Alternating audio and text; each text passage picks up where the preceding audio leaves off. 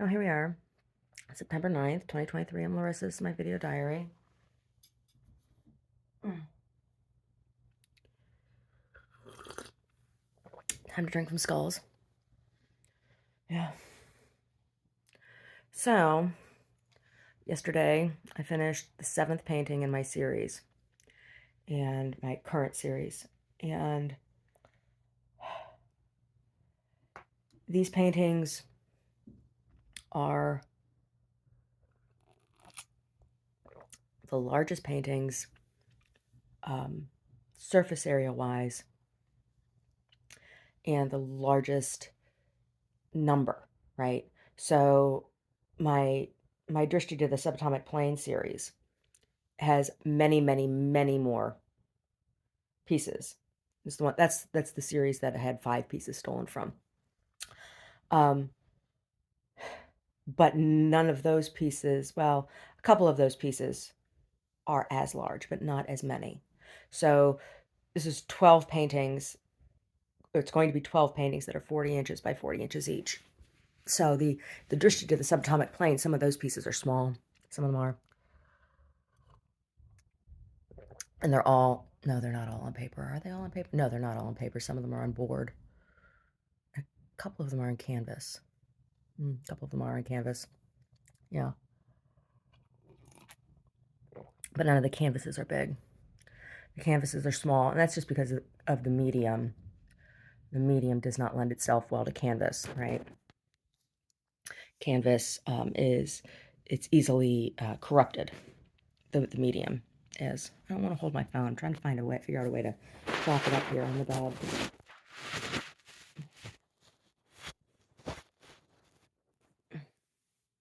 Yeah. Hopefully Dick Nuts doesn't come in here and jump up on the bed. Although he's probably hearing me talk about him. He's going to be like, how can I come up there and mess with Mummy? Yeah, so I finished the painting yesterday. I signed it and everything. And I normally I wait. I wait overnight and then look at it in the morning before I sign it. But I signed it yesterday. I signed it after I finished it. Ugh, my hair is awful. Really, really hate my hair. I do. I hate it. I liked it much better when it was short. But I think it would look worse now that I'm fat to wear it short. I look like a fat little dykey thumb. Yeah. No, I'm very aware of what I look like and what I don't look like. And um, I really don't need anybody else telling me what I do or don't look like. I can see myself, and as an artist, I have an eye that's trained to look at figure and form, right? And that's just not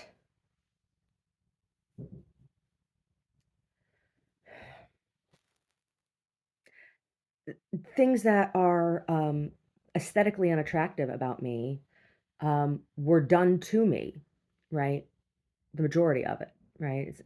I was never I've never been a beautiful, woman. I've never been, you know, head turning, kind of thing, I've always kind of been weird looking. And um, I know that, but I've been made to be more unattractive because of the abuse that's been done to me, right? The drugs that were tested on me I believe, were genetic, were done to trigger um, recessive or dormant genetics, to try to make me look like, to enhance negative or unattractive aspects of my form. I believe that. I believe that that was what was done to me. Um, Whether anybody watching this believes that or not, you have to understand that it is not a fantasy that I had drugs given to me against my will. I have on numerous occasions and for extended periods of time as a child. So, but the stuff as an adult, I believe, was genetically targeted to make me ugly, right? or to make me uglier. Yeah, because the medical industry is ethnocentric and racist, right? Chinese government is extremely racist, and Chinese culture is very racist. It is. I'm not talking about Chinese American. I'm not talking about Americans. Individuals, yes, but I'm talking about Chinese culture is extremely racist and ethnocentric. And so was German culture, right? And it's where a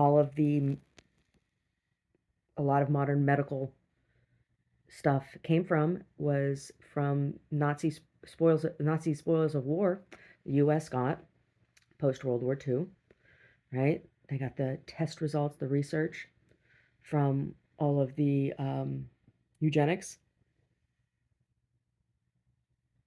Yeah. Yep. That's just historical fact, right?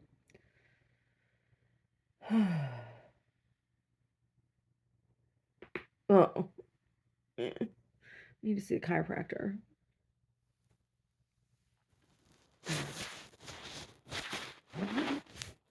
Yeah, that's better. See, the bed is kind of curved because I'm sitting in it, so I had to push it back a little bit. You can get a better shot of my fatness, right? My dreaded American fatness. Oh, fat American pig. Fat American pig woman. Oh, why don't you go get cut up like the Kardashians and all the other bitches, old bitches running around that get all cut up trying to look 12 years old. I'm not 12 years old. I'm 44.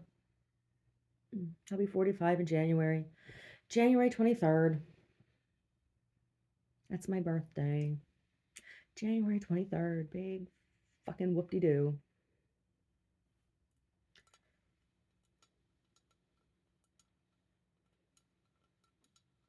Yeah, the painting. I signed it. I can't believe I signed it. I hope I don't go in there today and look at it and be like, I want to do this and this. Because I have a rule.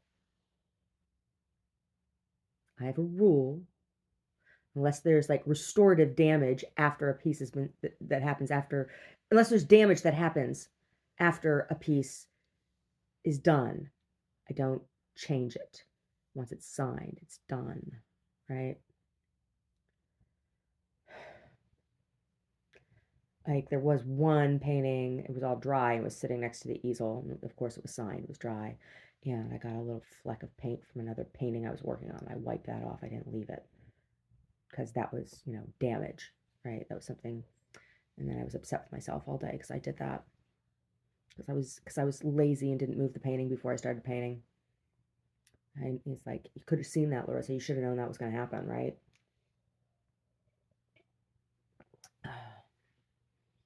Yep.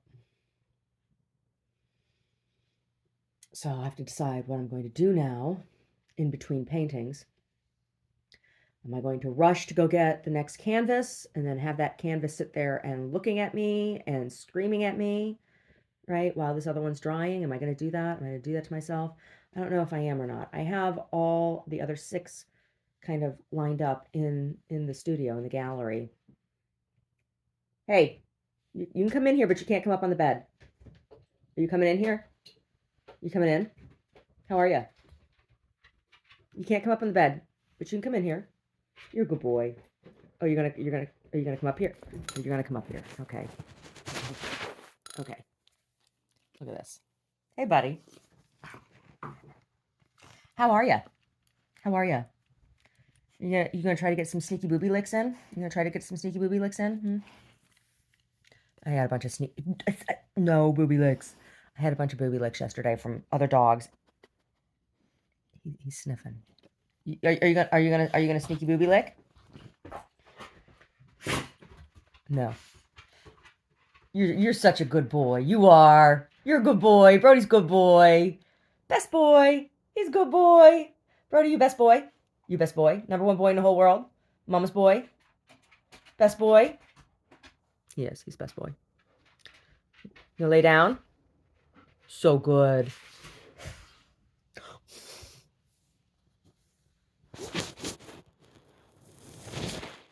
Yeah, so the next painting. The next painting. The next painting, the next two paintings come from dream that I had for a very, very long time about that turned out to be about Saint Larissa. So my name, I've told a lot of people about this, history of my name. My name is of Greek origin and is a common Russian name. And the reason it is a common Russian name is because Greek Orthodox monks wrote transcribed Russian oral language into a written language. And in Orthodox faith, there's a saint, Saint Larissa, who was a martyr from the early 500s, and she was Eastern European. She was a Hun, so she was a Turkic person, and she was martyred with 63 other converts. They were converts from some other faith, whether it was a tundric indigenous faith or Islam or some other. But she was a Hun and she was a convert and she was living in community with other Hun slash Turkic converts, and they were burned to death by people of their former community who were angry about their conversion. So they were martyred by their own family, basically. Families. And they were burned alive in a yurt. And I had this dream of being burned alive and watching, being in place and smelling and people burning around me. And for a long time, I thought maybe it was a Holocaust dream, but that wasn't the clothing that people were wearing. So I'm like, no, I don't think it is, but I didn't know what else to think it was, right? Um, and then I learned the story of Saint Larissa. I knew she was a martyr, but that's all I knew. All I knew is that she was an Eastern European woman who was a martyr, but I didn't know what the story was. And then I learned the story from an Orthodox man at an Orthodox bookstore in Santa Rosa, and he had a book. He's like, "Oh, you know the story of your name, right?" And I'm like, "Oh, I know she was a martyr." And he got this book out and we went through the story and everything, and I was like, "Oh." And it was funny because I had the dream just a couple days before I'd gone in there, and I'd been going into this bookstore to buy icons and oh, like crosses and things that I was using in my work, and icons that I was giving as gifts for weddings or families or family holidays for Christmas or whatever, Easter and stuff. Um, because Orthodox art is very beautiful. It's very, very beautiful. All the gold, all the metal work. Orthodox icons are beautiful. So anyway, after that, I didn't have the dream anymore. Right? I'd had the dream just a few days before. I was telling him about the dream, and that's when he said, "Oh, you know the story that about your name, right?" Yeah. What's his name? His name was John. John something. I don't remember. I don't remember. Tall, skinny guy, glasses. Yeah. I'm sure he thought I was going to hell. I'm sure he did. Oh, all the Orthodox. I'm sure all the Orthodox think I'm going to hell. I'm sure. I'm sure most Catholics think I am too. I'm sure the Pope thinks I'm going to hell too. Probably am. And as far as I'm concerned, I'm ready to go. The world is so awful. It really is. The world is really, really awful. I'm just biding my time. Not Joe Biden, not Hunter Biden. I'm just biding my time. Biding, biting, not biting. Biding my time. Biding my time until the good Lord says it's time to go. And then I'll go wherever the hell he tells me to go, whatever. And if it's hell, I guess that's what. At least it'll be a change of scenery from here. Maybe. I don't know. Maybe I'm in hell. Maybe being stuck coming back to this godforsaken planet is hell. It certainly feels that way, doesn't it? But there's a lot of people who feel that way right now, huh? Mm-hmm. Yeah.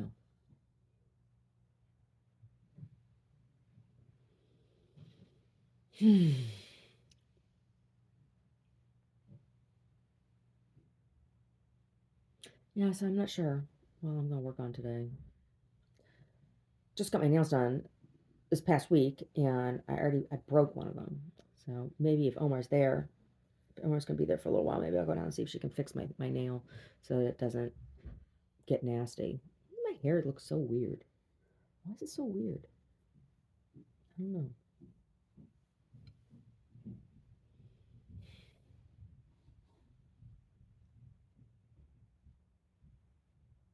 Oh, I have all these paintings. Like, there's this guy, this bar last night. This place isn't even really a bar. I don't know. He serves beer, but it's hard to call it a bar. I don't know. It's not like other bars. It's a social place, right? I went down there. I had root beer. He makes his own beer and he makes it all there on site. And I tried something that he made. Anyway, there was this guy sitting at the bar and he was asking me about my paintings and he's like, oh, so do you live walking distance from here? No, no. I said, I have a business up the street. And told him what it was. He's like, oh, he's like, so is somebody gonna buy all the paintings? I'm like, I don't know. I said, nobody ever buys anything. I said, the only reason I opened the place is because I had 5 paintings stolen out of my house and figured if they're worth breaking in my house and stealing, they're worth showing to people to see if they want to buy them. But pretty much all I get are insults and rude comments about, you know, this is a dumb career.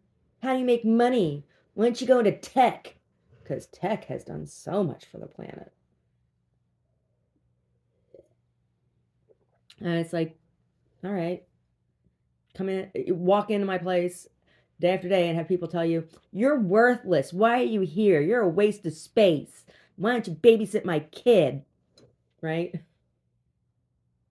Why don't you go to the gym and get skinnier? Why don't you go get some plastic surgery? It's like, oh my God.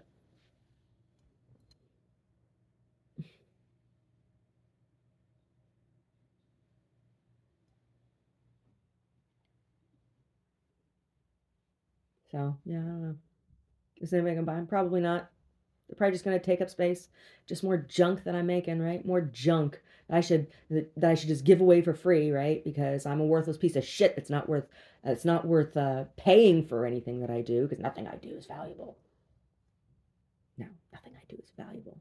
You only do something valuable if you work on a computer all day and make fake shit up. Those people are valuable. They're smart. They go to school and they study science.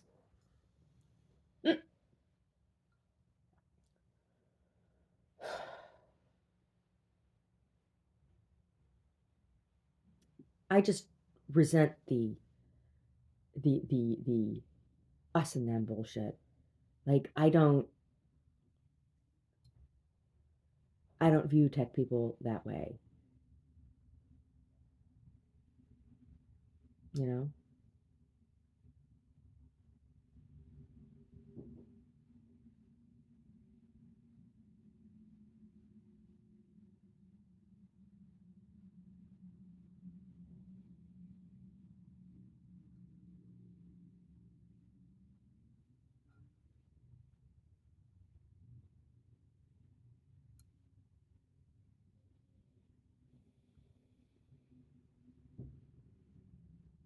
I guess I just don't view people as dollar signs, right?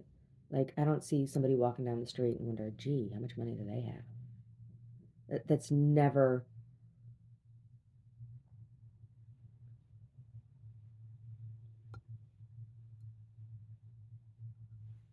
that's never what I'm thinking when I meet somebody. And it's just interesting, people like to talk about how much money they have um, in this area where my gallery is, and it's like, but they talk about it in like roundabout ways, not like I have this much money in the bank. It's like, oh, I know so and so, and they do this and they do that, and I'm traveling here and I'm traveling there, and this is what I'm driving. What are you driving? And it's just like, wow, okay,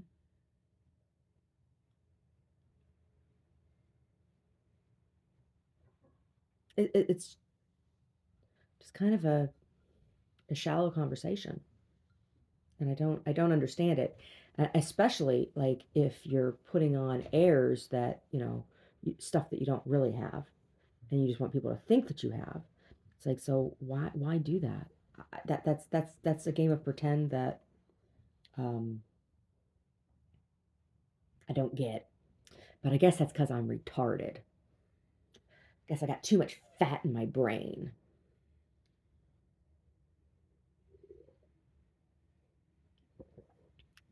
You better have fat in your brain. Your brain's made out of fat. Yeah, you need a healthy amount of fat because your brain is mostly fat. Yeah, your gray matter. Yeah, and it's fats that make hormones. Where hormones come from. Whenever I hear the word hormone, I hear my Annie Mum Mum telling her stupid, dirty joke. How do you make a hormone? You don't bear. Ha ha ha ha ha. I guess I'm a whore. Nobody pays me. Hmm.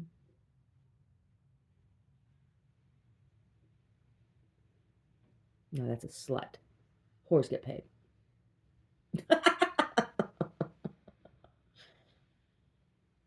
Yeah. I don't know what kind of slut I am. Not a very good one, evidently. Oh.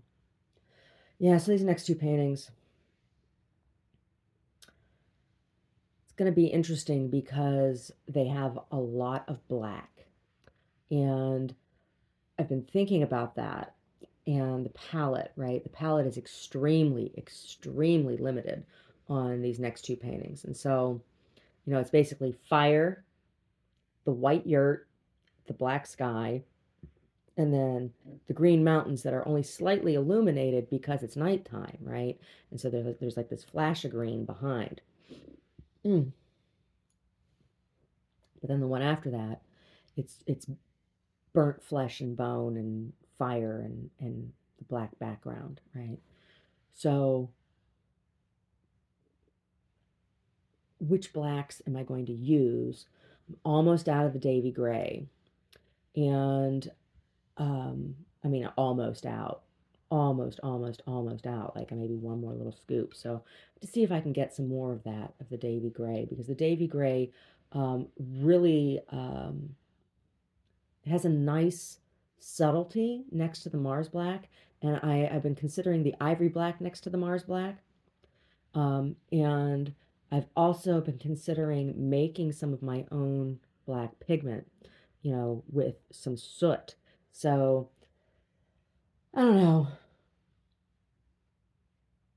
I suppose I could try making some of my own gray with ash as well. I don't know. But soot and ash are two different things, right? Soot comes from the evaporation process in burning. Ash is like the solid that's left behind, right? So if I'm going to make something, if I'm going to collect soot, that's a lot of soot that I'd have to collect. I don't know. It's like, what kind of oil am I going to burn to get that kind of soot?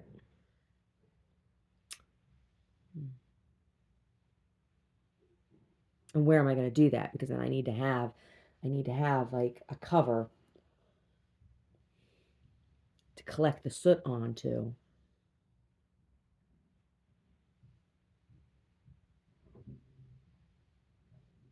Go around scraping tailpipes, huh? Ew.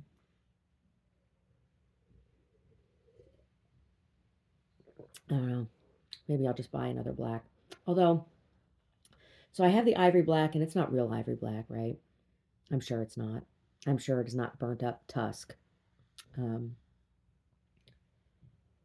but it might be burnt bone. It might be burnt bone. So I have the ivory black, and I have the Mars black. I could get some lamp black and grind it up. I have one little like briquette of lamp black, but I'd need a lot more than that. And it's so hard. I could get some graphite sticks and make a graphite pigment. That might be interesting too, because graphite has that interesting sheen as well.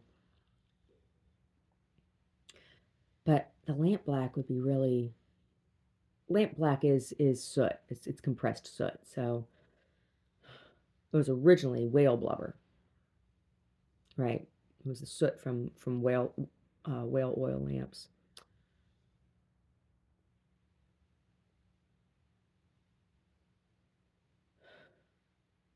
Yes, this is what I'm thinking about with this painting. These next two paintings. And then after that, those two paintings, I have the room with the view painting. Then I have one more of the Crystal Cave, which I'm going to need to, I can make gray for that. But see, the thing with the Davies gray is it's its own pigment. And so when you have the Davies gray next to the Mars black, it's so like Davies gray is not, value scale is not black, right? But it is so close. It's so close in value on the value scale to being black. It's like right next to black on the value scale. And so it makes this really, really, really compelling, subtle shift on your flat plane. And that's how I got the water in the first and third painting. Yeah. The first and the third painting.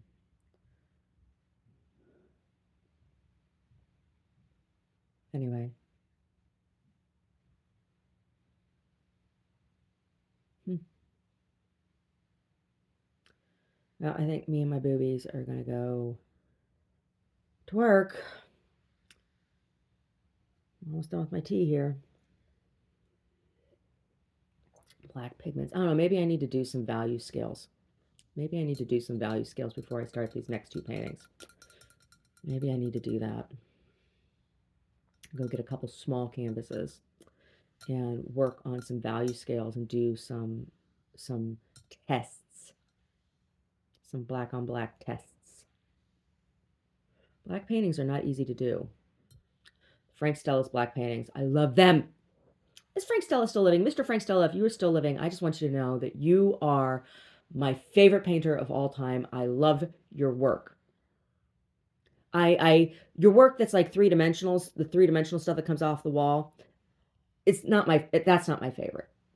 That's not my favorite. I mean, those are good. I think they're interesting, and I like I like your thought process and taking the geometry of your earlier work and then like popping it off the wall and making a footprint from the wall. I like that idea. But aesthetically, your black paintings, I love them.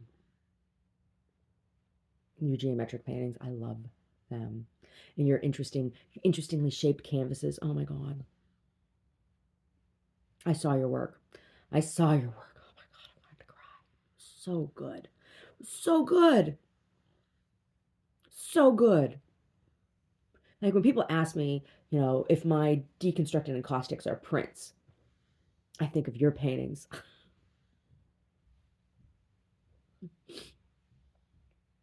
Yeah, I love your paintings, Mr. Frank Stella. I I do. There's another woman and who does line paintings, and she's an older woman, and she didn't start paint. She's dead. I can't remember what her name is. If I heard her name, I'd know it. I'd be like, that's her, that's her. But she started painting when she was older, and she was extremely prolific, and she did these line paintings. And I love her paintings too. And they had an exhibition of her work um, at the De Young, like I don't know, 12 years ago, 10, 12 years ago. Oh my God. I saw her stuff. I was like, oh my God, I love it. It wasn't the first time I'd seen it. It was the first time I'd seen it in person, but it wasn't the first time I'd seen her paintings. It was amazing. It's always better to see the paintings in person. Photos of paintings do not do them justice. It is you if you see a photo of a painting, you cannot truly say that you've seen a painting. You have to see it in person. You do. It's like meeting another being. Totally is. Photograph is not. I don't care how high the resolution is. I don't care how perfect the lighting is. You don't see a painting until you actually see a painting. Really and truly. Really, really and truly. Anyway, paintings. Paintings. Maybe I need to go look at some painting. Maybe I need to take a little day trip to Carmel or something. Go look at other people's paintings for a little bit. I don't like going back up to the museums. I don't want to drive back up to San Francisco. I don't want to go see your shitty installations. The last time I was at the Legion of Honor, I was just so fucking disgusted. And I don't want to deal with San Francisco. I don't. I don't. And I don't want to go back up to the Oakland Museum either. I just don't. No. Anyway, it's personal. It's not against the art.